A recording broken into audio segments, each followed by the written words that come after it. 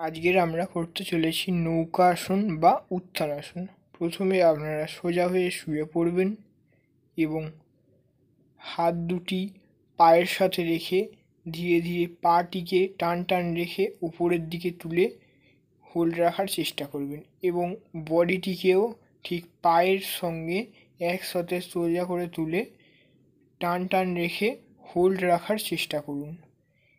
এই আসনটি উত্থান আসন। এইভাবে আপনারা অবশ্যই 10 থেকে 15 সেকেন্ড হোল্ড রাখার চেষ্টা করবেন এবং ধীরে ধীরে রেস্ট নিয়ে আবার কিছুক্ষণ পরে একইভাবে পা দুটি সোজা করে তুলবেন এবং বডিটিকে কোমরের উপরে ভর রেখে পুরো বডিটিকে ভাসিয়ে রাখবেন এবং বডিটিকে পুরোপুরি টান রেখে 10 থেকে 15 সেকেন্ড হোল্ড রাখার চেষ্টা করুন। এবং এবারে আমরা করব নৌকা আসন। হাত দুটি কানের সাথে সোজা করে রাখবেন এবং কোমরটিকে ঠেকিয়ে রেখে যতটা পারবেন পুরো বডিটি টান টান রেখে পা দুটি সোজা রেখে এবং হাত দুটি কানের সাথে সোজা রেখে 10 থেকে 15 সেকেন্ড হোল্ড রাখার চেষ্টা করুন এবং ধীরে ধীরে টাইম আপ করার চেষ্টা করুন।